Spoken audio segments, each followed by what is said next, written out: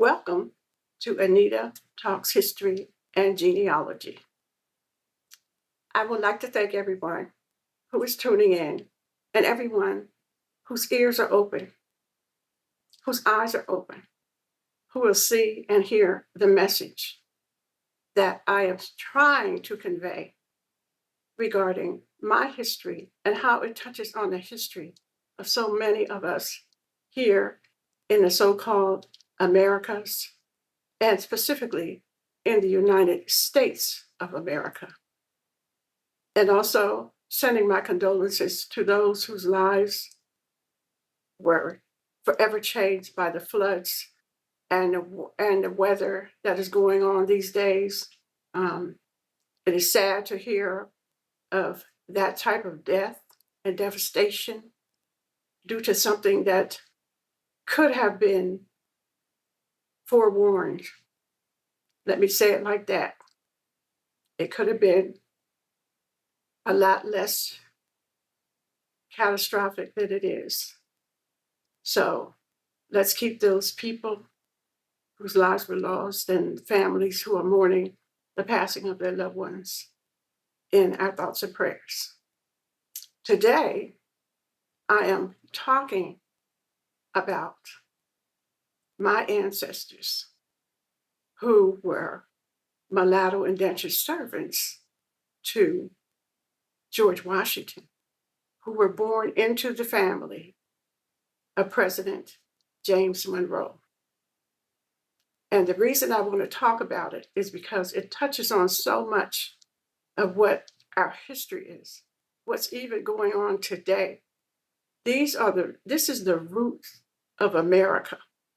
This is the colonial powers who were setting up their roots, who were intermixing with our people who were here, meaning the indigenous people, who were intermixing with the slaves that were being brought over.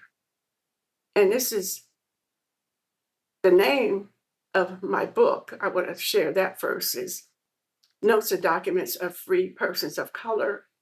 And in that book, I wrote about my ancestors, several generations of them, but Mary Bowden, who is my direct ancestor, was born on February the 20th, 1720. She was born to a mulatto woman named Mary Monroe and her so-called husband, William Monroe Junior. She was born at a time when there were a lot of mixed-race people living in households in the plantation. So she was born in Westmoreland County, Virginia. Her mother, well, Mary Monroe's, the mother of Patty Bowden, her mother was Lydia Hillard, and she was a white woman who had a child by a Negro man. The Negro man that she had the child by was only called that, a Negro man. He was not given a name. We do not know who he is. We know that Mary, the mother, Lydia Hillard, received 15 lashes from a Reverend Shropshire. He was the head of the Anglican Church, and that was also in Westmoreland County. And she, Lydia Hillard, was his servant, and she got 15 lashes for sleeping with a Negro man.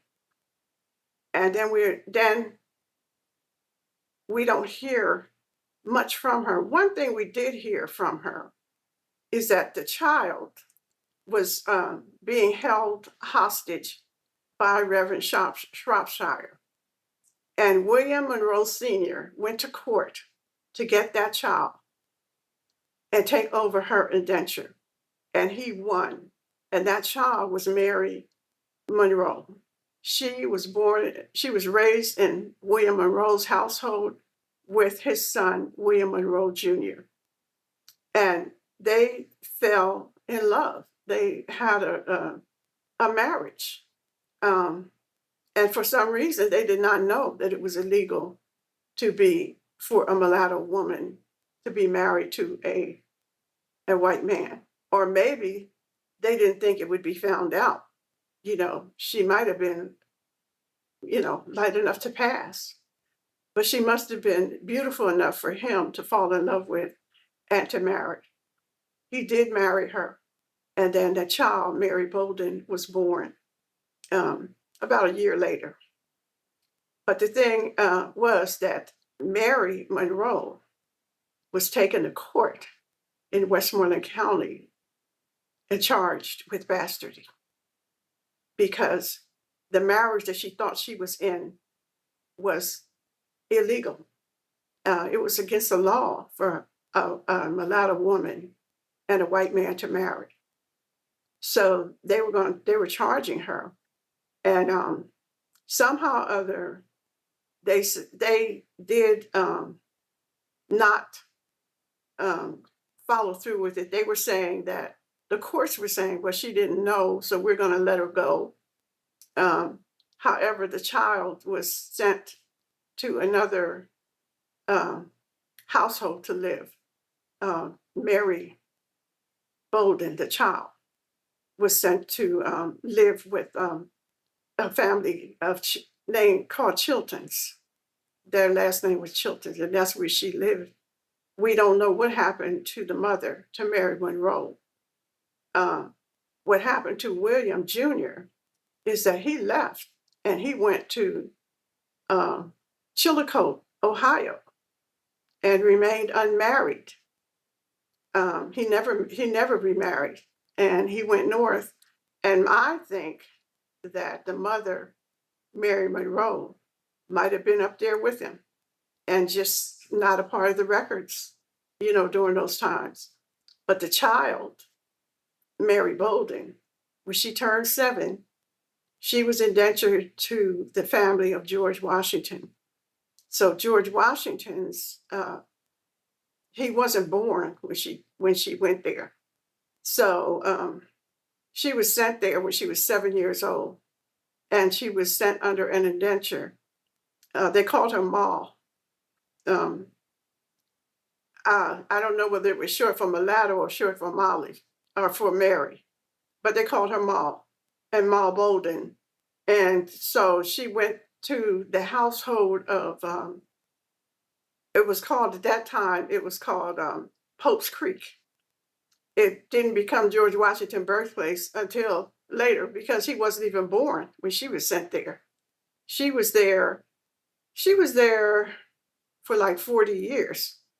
But she was 7 when she was sent there, and she was about, I think, 10 when he was born. And when he was born, George Washington's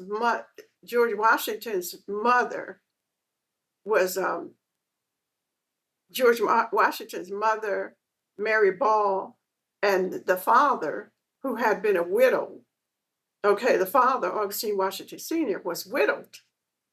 And there was Augustine Washington Junior, and the mother of the Augustine Washington Junior and his brother Lawrence, and those those first kids, Jane Butler Washington, had passed away, but she left her plantation to her children.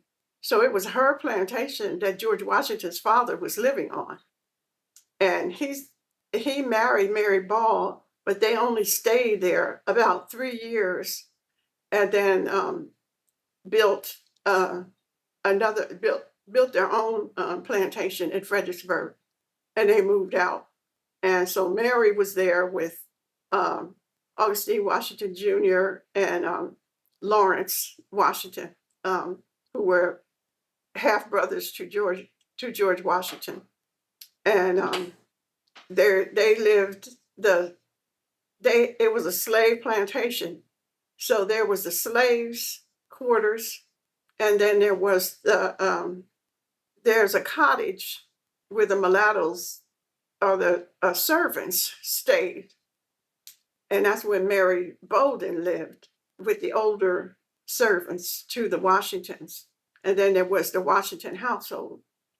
So everything that they did was, as far as cooking, everything was done in that cottage, and then it was taken to the Washington household.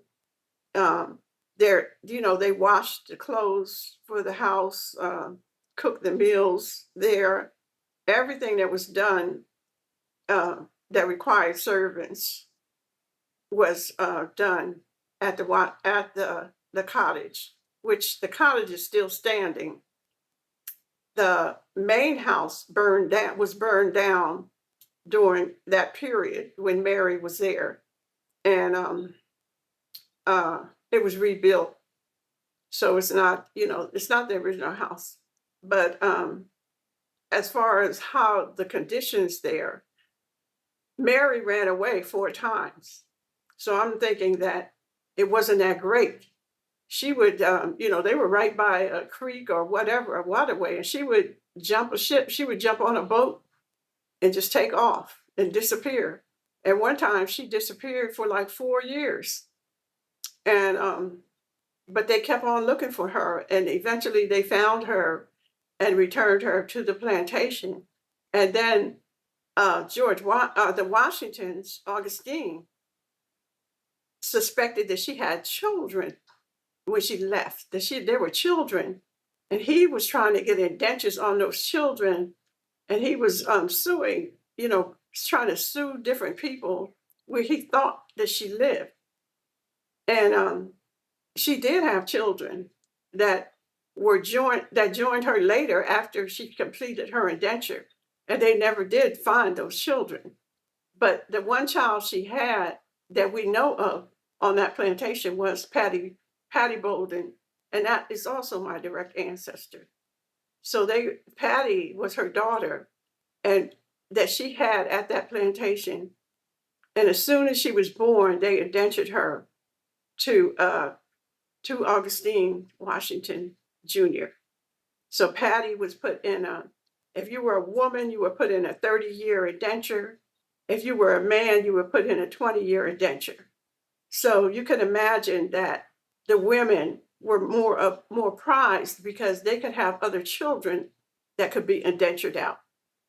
And and so the men were out in the fields. The men were, there were very few men there were no men staying in that cottage. They were all women. So the men were down in the slave quarters, or they didn't stay in the cottage. So the women who did stay there were vulnerable. They were vulnerable. So you can imagine at night, this is what we were told. So it's a huge cottage, but it's only one gigantic room. But they had to go climb a ladder to a loft and every night and sleep in that loft. And anybody could come up that ladder, and it was close to the house. That's all I'm going to say. It was close to the main house, and if you became pregnant, that child was, a mulatto. That child was put under 30-year indenture if it was a woman, 20-year indenture if it was a man, and the situation that they lived in was not, not a good one, not a happy one for them, which is why Mary kept running away. So when Patty was born, they put her immediately under indenture, so that if Mary ran away and took her, she would be either whipped or killed. She could be killed for stealing her own child. That's how dire the situation was during that period. But she survived. Mary Bowden survived, and she eventually moved to Fredericksburg. And her son, Dominic Tapp, was reunited with her in Fredericksburg. So that's one of the children that they were looking for. They could not find.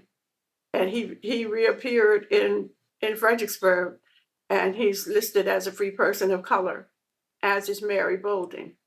And Patty, who, my direct ancestor, remained in servitude until she was freed. But Patty was given as a gift to Elizabeth Washington, who was the daughter of, I believe, of Augustine Junior. So Elizabeth and Patty were the same age, and she was given at her, I think it was Elizabeth's 18th birthday. Patty was given to her as a gift, as a servant. And Patty, when Elizabeth left to go to Fredericksburg, she married a Spotswood. I think it's William or Alexander Spotswood. She married a Spotswood, and he was the governor. He became the governor of Virginia. But Patty Bowden ran their household in Fredericksburg. And she and Elizabeth grew up together, and they were very close. And during her stay with Elizabeth, Patty learned how to be an expert seamstress.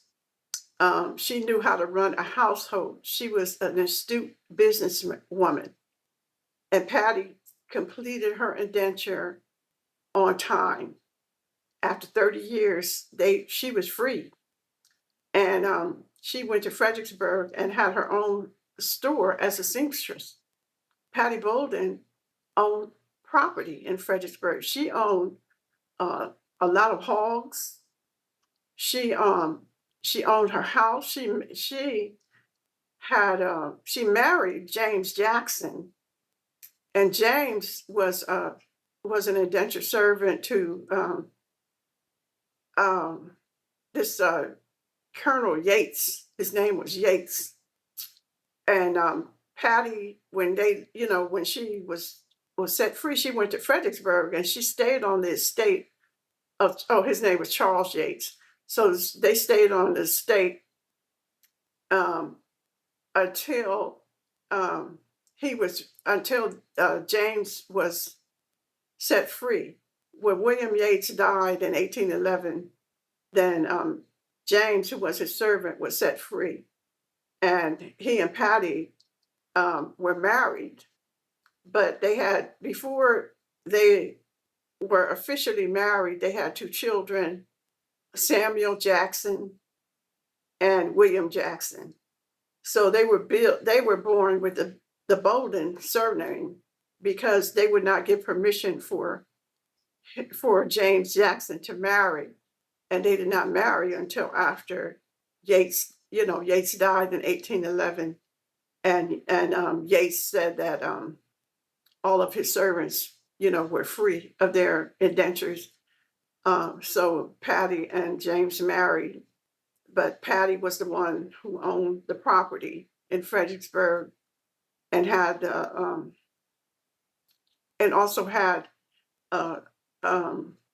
was a seamstress. So she was making all the clothes that those so-called leaders, required. The gowns and stuff that you see in those pictures for Elizabeth and her, even for Spotswood, she was making those. She was the seamstress. She owned the property, and with and all these hogs, and that was a sign of prosperity back then. So Mary was there as well, Mary Bowden, and so they were reunited. And then Mary Bowden's son was there, but Patty had other children who were not free, like she had a daughter who had to complete an indenture before she could come to Fredericksburg, and that daughter she had while she was indentured. So this was the plight of the women who were, who were indentured out, and the men continued to, they were required to do hard labor just like the slaves did. Some of them were coachmen, some of them were, skilled laborers, but they still had that status, even though they had to carry papers in Fredericksburg. So everything they did required them to show proof of who they were. If they were walking around, they either had to say they were slaves of, who they were enslaved to, or show their free papers, or they call them the Negro registry or something like that. And so there was a huge community of free blacks prior to even the 1800s that lived in Fredericksburg. And my ancestors who were in the Revolutionary War lived in Fredericksburg. And this is, this is something that they don't talk about. And I've heard people, make suggestions as to, yeah, they were free, as if there was no class divide. There was a serious class divide, even among the free blacks. They still had no real power, even though they were, they were not enslaved, no longer enslaved, but they still had no rights against the whites that confronted them. I saw the records where several had been abused, were being attacked and assaulted, and even Ambrose Lewis, one of my ancestors who was in the Revolutionary War, was assaulted, and he made a claim against the person who assaulted him in the court. Went to the court and made a claim against that person of assault, and the person, whoever did it, they were looking for him, but he had left the area. And so this is another part of our history that's not talked about, that they don't, that those people, the slaves in and around Fredericksburg, which is in Spotsylvania County, and the free blacks were the ones that kept that community and that state afloat. They were the ones that, besides the slaves throughout Virginia, but in that little hub, because it's right on the Rappahannock River, and a lot of the ships that came through stopped there. So it was an important area of Fredericksburg, of Virginia, and of DC, of all that whole region. It was an economic hub.